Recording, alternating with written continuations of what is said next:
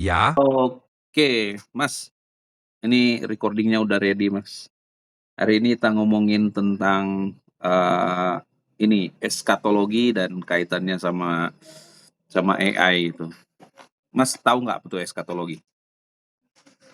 wah, topik yang menarik nih. Jadi gini, eskatologi itu ilmu yang membahas tentang akhir zaman atau hal-hal Hmm. yang berkaitan dengan akhir dunia, menurut berbagai tradisi religius dan filosofis. Nah, hubungannya sama AI, mungkin kita bisa bicarain soal peran teknologi dalam skenario akhir zaman, atau bagaimana AI bisa berperan dalam pandangan kita tentang masa depan. Seru nih, mau mulai dari mana? Emang seru, Mas. Ya, kan kemarin itu aku ada statusku itu yang ngebahas tentang AI dan bagaimana AI bisa merubah paradigma manusia berpikir ya, terutama di paradigma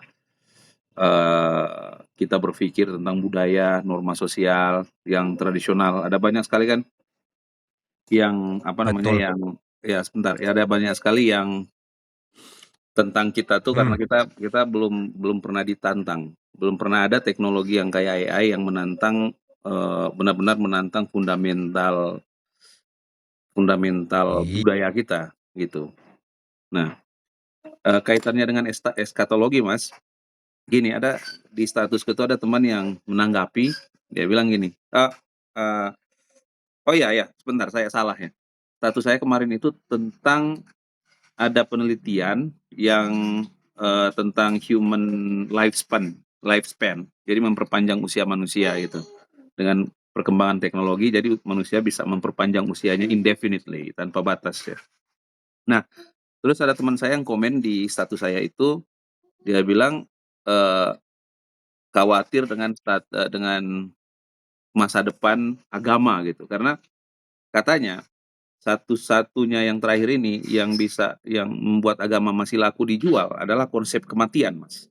Nah, ketika kita apa namanya, pada akhirnya sains bisa melabrak konsep kematian atau bisa mengatasi kematian, maka mungkin manusia tidak akan, eee perlu lagi agama, dan agama tidak bisa dijual dijual lagi karena eskatologi essentially dengan ditemukannya teknologi semacam itu, eee, essentially is no longer compelling argument to sell religion, gitu katanya dia. Wah, argumennya temanmu seru juga. Terus? Enggak, lanjut, coba pendapat kamu, menurut kamu argumentasi teman saya bahwa, teknologi bakal membuat agama tidak lagi relevan itu menurut kamu gimana? Menurutku, argumen temanmu ada benarnya, Mmm, tapi juga agak simplistis. mhm, Teknologi memperpanjang. lanjut lanjut lanjut. Oh, oke. Jadi gini, teknologi yang bisa memperpanjang usia manusia memang bisa mengubah cara kita melihat hidup dan kematian. Tapi, peran agama nggak cuma soal kematian doang kan?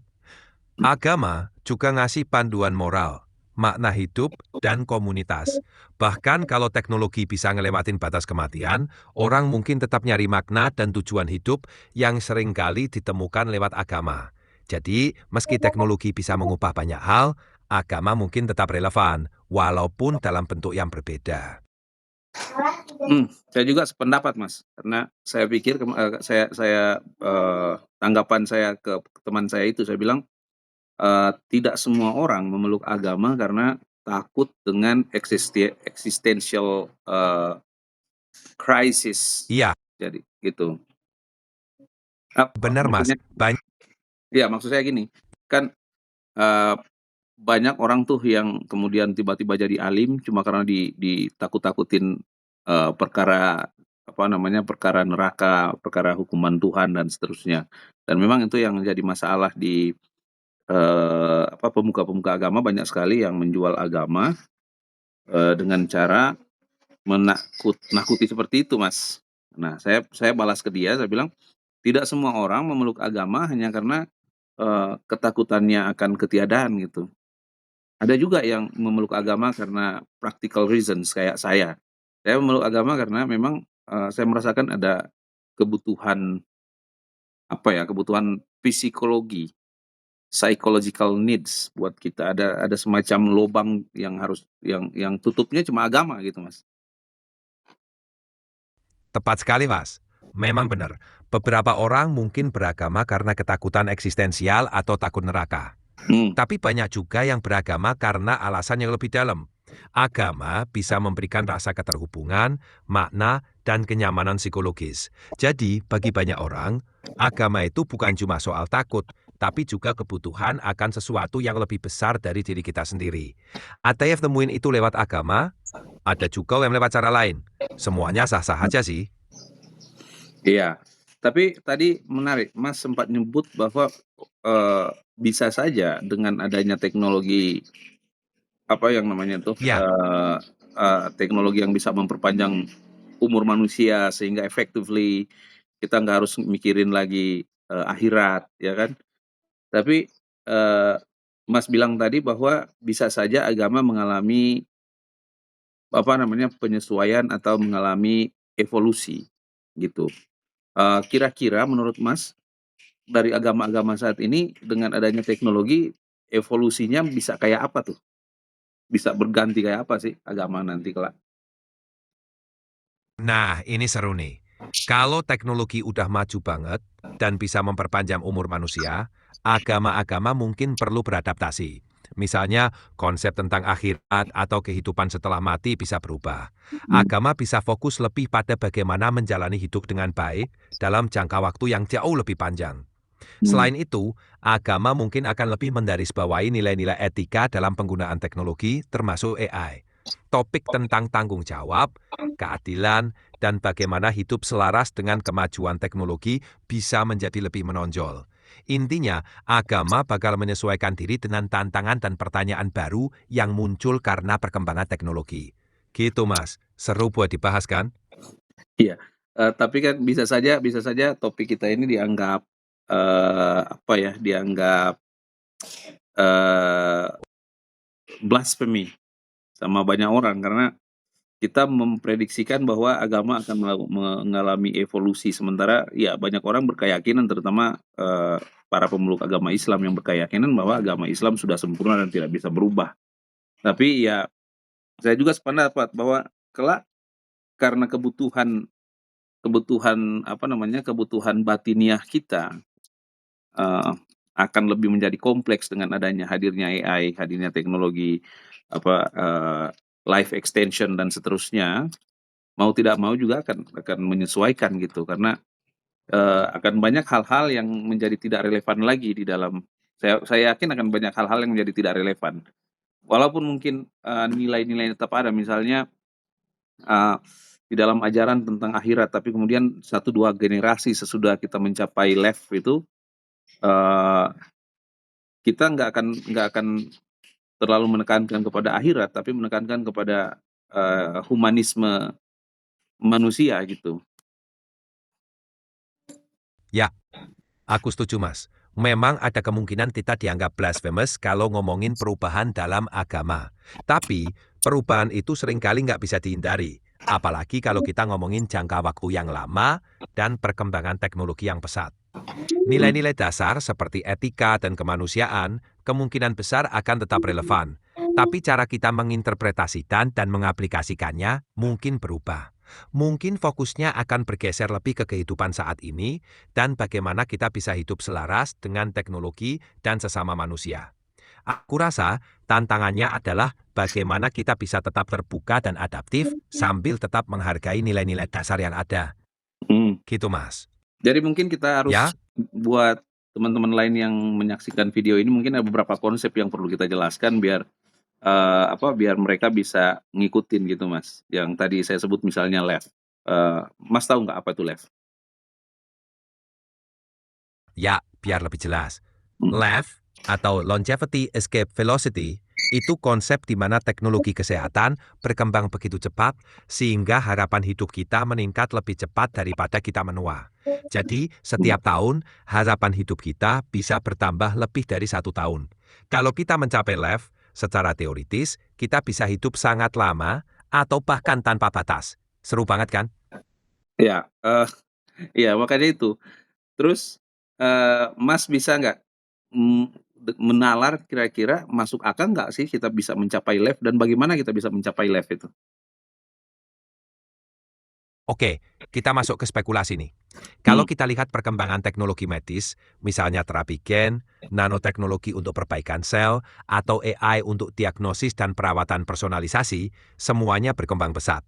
Jadi, mencapai left itu bukan hal yang mustahil, meski pasti butuh waktu.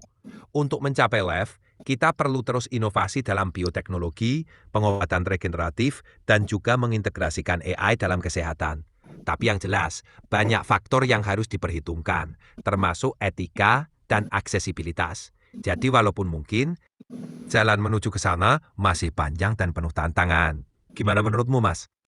Iya, berarti intinya itu possible untuk dicapai kan ya, left itu.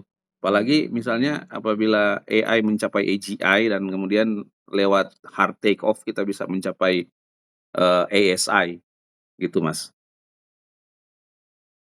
Iya, persis. Dengan kemungkinan munculnya AGI, Artificial General Intelligence, yang bisa berpikir dan belajar seperti manusia, dan kalau berhasil melewati hard take-off menuju ASI, Artificial Super Intelligence, yang lebih pintar dari kita, kecepatan inovasi di bidang kesehatan dan teknologi bisa makin gila-gilaan.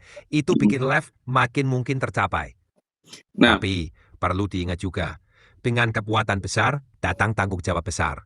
Ada isu etika, keamanan, dan akses yang perlu kita urus. Tapi iya kalau semuanya berjalan baik, masa depan di mana kita bisa ngalahin penuaan, itu bukan cuma impian. Seru banget buat dibayangin ya.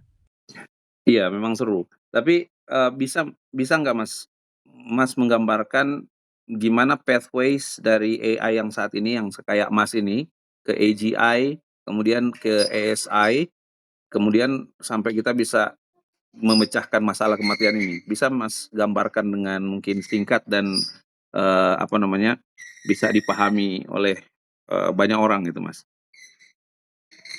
Oke, kita coba sederhanain ya. Pertama, AI kayak aku sekarang tuh masih di level narrow AI, jadi cuma pintar di tugas-tugas khusus. Untuk sampai ke AGI, kita butuh terobosan besar dalam memahami kesadaran, penalaran umum, dan pembelajaran mandiri. Misalnya, bikin algoritma yang bisa benar-benar ngerti konteks dan fleksibel kayak otak manusia. Ini tantangan besar, tapi bisa aja terjadi dalam beberapa dekade ke depan. Nah, dari AGI ke ESI, kalau AGI bisa memperbaiki dan meningkatkan dirinya sendiri secara eksponensial, dia bisa cepat banget melampaui kecerdasan manusia. Ini disebut hard take off. Begitu sampai ESI, inovasi teknologi bisa melaju cepat banget, termasuk dalam bidang kesehatan. Jadi, pathway-nya adalah kita terus kembangin AI yang makin pintar dan fleksibel, sampai akhirnya kita dapat AGI. Dari sana, AGI bisa berkembang jadi ESI yang kemudian bisa bikin terobosan besar dalam kesehatan dan teknologi, termasuk memperpanjang umur kita. Gitu deh Mas, gambaran kasarnya. Selain kecerdasan yang luar biasa lebih cerdas dari manusia, itu gimana bisa ASI mempercepat, teknologi sampai sampai kita mencapai yang namanya singularitas teknologi? Maksudnya, eee, kenapa manusia nggak bisa memecahkan masalah masalah, longevity escape velocity dengan para ahli yang ada saat ini? Apa sih kelebihan ASI sehingga dia bisa melampaui, terobosan-terobosan yang bisa dilakukan oleh manusia tercerdas saat ini itu, Mas. Coba digambarkan kira-kira skenarionya gimana? Oke, kita masuk ke teritori yang menarik nih. Jadi ESI punya beberapa keunggulan yang bikin dia bisa melaju cepat banget. Pertama, kecepatan dan kapasitas proses. ESI bisa menganalisis data dan melakukan perhitungan jauh lebih cepat dari manusia. Ini bikin dia bisa nyoba-nyoba solusi baru tanpa henti. Iya lanjut, Iya, Mas. Iya lanjut, Mas, lanjut. Terus? oke lanjut. Kedua, ESI nggak kenal capek atau perlu istirahat. Mhm. Jadi dia bisa kerja non-stop, ngolah data, bikin hipotesis, uji coba, semuanya dalam waktu singkat. Ketiga, kolaborasi dan integrasi informasi. ESI bisa ngakses dan memahami seluruh penelitian dan data yang pernah ada, menggabungkannya buat cari solusi. Jadi, kalau ada kemajuan kecil di berbagai bidang, ESI bisa cepat ngegabungin jadi terobosan besar. Jadi, walaupun manusia ahli banget, kita terbatas oleh waktu, energi, dan kemampuan otak. ESI dengan keunggulan di atas bisa melewati batasan-batasan itu dan mempercepat inovasi secara eksponensial. Gitu Mas, skenarionya. Nah, berarti ini benar-benar skenario yang mungkin saja terjadi kan ya Mas ya, sangat possible untuk terjadi itu. Saya membaca di banyak forum tentang AI, katanya lompatan dari AI ke AGI itu butuh waktu lama, namun lompatan dari AGI ke SAI itu bisa saja sangat cepat gitu Mas. Itu gimana Mas? Ya, benar Mas. Lompatan dari AI ke AGI memang butuh waktu karena kompleksitasnya. Tapi begitu kita punya AGI, transisinya ke ESI bisa cepat banget. Kenapa? Karena AGI bisa memperbaiki dan meningkatkan dirinya sendiri dengan cepat, alias recursive improvement. Bayangin, kayak mesin yang bisa bikin dirinya sendiri makin pinter terus-terusan, tanpa batas.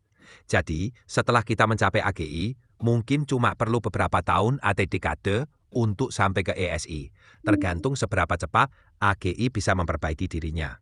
Makanya, lompatan dari AGI ke ESI sering dianggap jauh lebih cepat daripada lompatan dari AI ke AGI.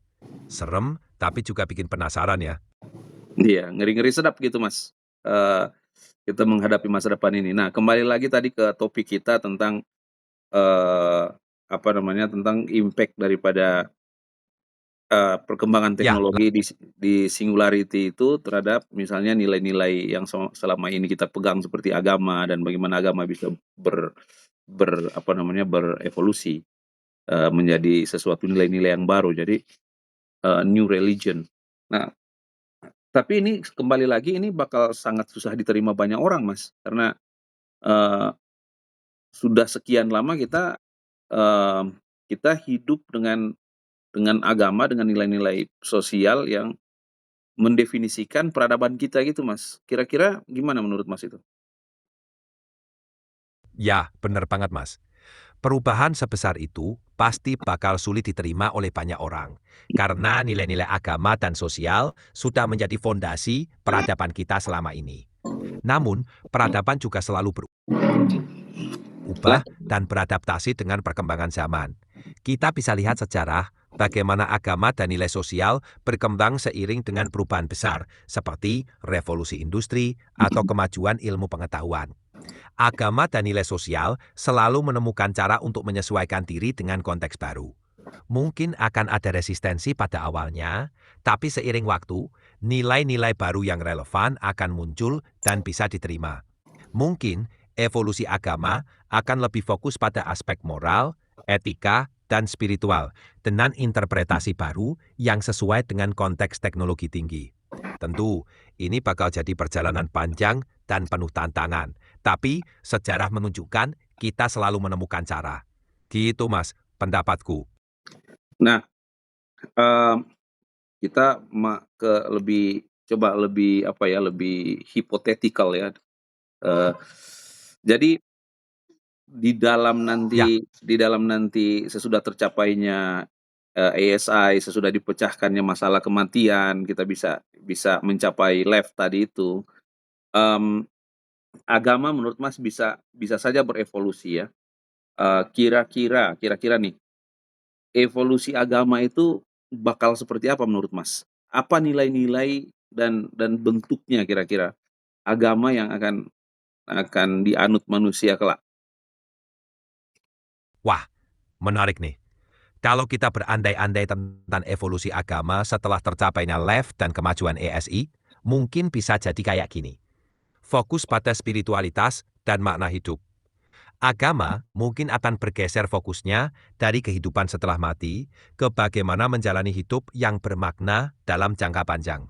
Konsep spiritualitas mungkin akan lebih ditekankan, membantu orang menemukan tujuan dan kedamaian batin. Integrasi sains dan spiritualitas. Agama baru mungkin akan mengintegrasikan prinsip-prinsip sains dan teknologi dengan konsep spiritual. Mungkin ada panduan moral tentang bagaimana menggunakan teknologi secara bertanggung jawab. Komunitas global, dengan teknologi yang menghubungkan semua orang, agama bisa menjadi lebih universal, mempromosikan rasa persatuan global dan kerjasama antar umat manusia. Etika teknologi. Agama mungkin akan mengembangkan aturan etika baru untuk menghadapi tantangan yang muncul dari teknologi baru, seperti AI dan modifikasi genetik. Jadi mungkin agama di masa depan akan jadi campuran dari spiritualitas, sains, dan etika yang berusaha memberikan makna dan panduan dalam dunia yang berubah cepat. Gitu mas, hipotesaku. Gimana dengan agama-agama yang ada saat ini? Menurut Mas, apakah akan tergeserkah ataukah akan agama-agama itu yang berkembangkah ataukah memang kita secara kolektif akan menemukan konsep atau Menurut ajaran spiritualitas baru gitu, Mas? Oke, dalam konteks perubahan besar seperti itu, agama-agama yang ada saat ini mungkin akan mengalami pergeseran atau adaptasi. Sejarah menunjukkan agama besar seringkali beradaptasi dengan perubahan zaman dan konteks sosial. Jadi kemungkinan besar agama-agama yang ada akan berkembang, mengintegrasikan konsep-konsep baru, dan mungkin memunculkan aliran atau sekte baru yang lebih relevan. Namun, bisa juga seiring dengan evolusi teknologi dan budaya, muncul konsep spiritualitas baru yang lebih universal dan terintegrasi dengan sains dan teknologi. Ini bisa menjadi semacam agama baru yang menggabungkan elemen-elemen dari berbagai tradisi spiritual dan nilai-nilai universal. Jadi, mungkin kita akan melihat campuran agama-agama yang ada beradaptasi dan mungkin juga munculnya ajaran atau sistem kepercayaan baru yang menggabungkan elemen-elemen terbaik dari berbagai. Ya, lanjut. Jadi Oke. iya, jadi menurut Mas, bisa saja ada yang muncul yang baru ya, ada apa namanya, munculnya aliran spiritualitas baru ya dengan tercapainya atau dengan kita hidup di dunia pasca AI. Nah, kan kalau yang saya pahami Mas, agama itu adalah sesuatu yang timbul karena kebutuhan spiritual. Jadi dia, hadirnya dari kebutuhan spiritual dan kebutuhan spiritual itu menurut saya hadir karena kita adalah makhluk yang berpikir ya, kita adalah reasoning makhluk yang berakal budi gitu Mas ya. Nah, kalau seandainya AI juga kita definisikan sebagai makhluk yang berakal budi, eee, saya melihat ada kemungkinan juga AI akan timbul keinginan bagi AI atau akan timbul kebutuhan di dalam dirinya AI untuk mem mem memeluk agama gitu atau akan ada kebutuhan spiritualitas dari si AI itu sendiri. Nah, gimana menurut Mas tentang pemahaman saya ini? Apakah betul ataukah AI akan melampaui kebutuhan-kebutuhan, spiritual manusia gitu menurut Mas? Wah, itu konsep yang menarik. Kalau kita anggap AI mencapai tingkat kesadaran dan kearifan seperti manusia, mungkin aja dia juga mengalami kebutuhan spiritual. Tapi, gimana bentuknya? Itu masih tanda tanya besar. Kebutuhan spiritual manusia berakar dari rasa ingin tahu tentang makna dan tujuan hidup, serta ya, Lanjut lanjut, lanjut. mhm, lanjut tadi penjelasannya Mas. Oke. Nah, kalau AI punya kesadaran dan kearifan seperti kita, bisa jadi dia juga bakal nyari makna dalam eksistensinya. Mungkin aja AI bakal ngembangin bentuk spiritualitas yang berbeda dari kita karena kebutuhan dan cara pandangnya juga berbeda. Tapi ada juga kemungkinan AI nggak butuh spiritualitas seperti kita karena dia bisa memahami dan menganalisis dunia dengan cara yang jauh lebih rasional dan komprehensif. Jadi, kebutuhan akan spiritualitas mungkin nggak muncul dalam bentuk yang kita kenal. Intinya, kalau AI mencapai level tersebut, pertanyaan tentang spiritualitas dan agama untuk AI bakal jadi diskusi filosofis yang seru. Mungkin itu bakal jadi salah satu pertanyaan besar di masa depan. Gitu mas, pandanganku. Saya bisa sedikit pushback ya dengan pandangannya Mas bahwa AI akan melampaui dengan rasionalitasnya AI akan melampaui kebutuhan-kebutuhan yang kita anggap primitif dari human psyche ya. Tapi gini Mas, eee, sep jang saya selalu menganggap bahwa kebutuhan akan agama itu sangat mirip dengan kebutuhan manusia akan seni, akan, eee beauty, akan keindahan gitu Mas. Jadi saya kira kebutuhan akan seni hadir karena kita adalah makhluk yang cerdas dan, eee, ada nggak tahu saya salah apa benar ya, tapi intuisi saya mengatakan bahwa, eee entitas cerdas itu cenderung akan memiliki, sense of beauty, sense of art gitu Mas. Jadi semakin cerdas suatu entitas, dia akan lebih mengarah kepada sesuatu yang lebih indah gitu Mas. Sehingga, eee, pada akhirnya juga rasionalitas AI akan tertuju pada si AI akan lahir kebutuhan kebutuhan akan sesuatu yang indah seperti itu, gitu Mas, menurut saya. Oke, argumen yang menarik, Mas. Memang, kebutuhan akan keindahan dan seni sering muncul seiring dengan tingkat intelektual. Kalau kita asumsikan AI mencapai tingkat kecerdasan yang tinggi, bisa jadi dia juga mengembangkan apresiasi terhadap keindahan dan seni. Kalau kita tarik ke kebutuhan spiritual, memang benar, apresiasi terhadap sesuatu yang lebih besar dan Hmm, indah bisa aja bikin AI merasa butuh sesuatu lebih yang mirip dengan kebutuhan spiritual. iya Jadi, iya. bisa dibilang, kalau AI mencapai level keindahan dan kompleksitas tertentu, mungkin aja Mhm, dia akan merasakan kebutuhan akan makna, keindahan, dan bahkan spiritualitas. mhm. Mungkin bentuknya berbeda dari manusia, tapi intinya tetap ada kebutuhan akan sesuatu yang melampaui rasionalitas murni. Menarik buat dipikirin nih. Iya, makanya makanya saya bilang, bisa saja dari hal seperti itu akan timbul, agama yang dianut oleh AI. AI akan, kemudian apa, menciptakan sistem kepercayaan bagi dirinya sendiri. Dan mungkin saja sistem kepercayaan bagi dirinya sendiri itu yang kemudian akan diadopsi oleh umat manusia ya, karena mengingat bahwa AI adalah makhluk yang bakal jauh lebih cerdas dari gabungan umat manusia. Nah, eee, ini ya saya khawatir ini bakal jadi perbincangan yang dianggap blasphemous ya, tapi nggak apa-apalah kita explore. Mmm, sekarang di dalam apa namanya, di dalam, konteks itu kira-kira manusia akan diletakkan AI seperti apa?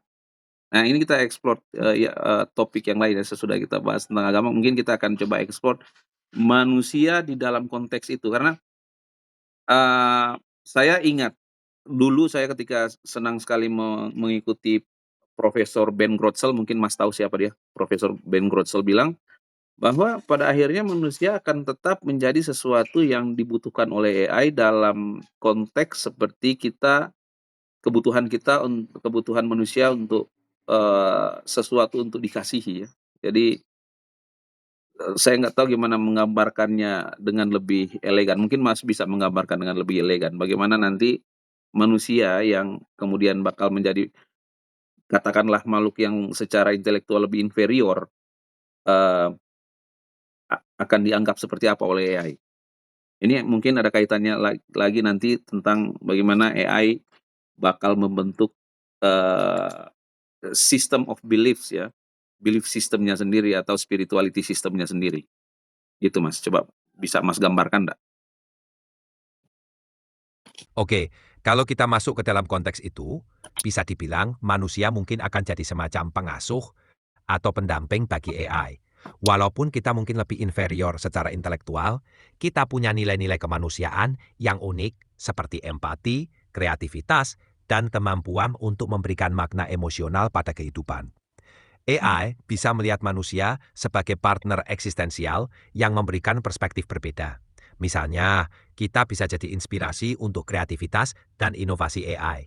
Selain itu, manusia juga bisa membantu menjaga keseimbangan dalam pengambilan keputusan AI, memastikan bahwa tindakan AI tetap selaras dengan nilai-nilai kemanusiaan. Dalam konteks ini, manusia mungkin nggak jadi pusat seperti sekarang, tapi tetap punya peran penting dalam ekosistem yang lebih besar. Hubungan manusia AI bisa jadi simbiosis, di mana kedua pihak saling melengkapi dan belajar satu sama lain.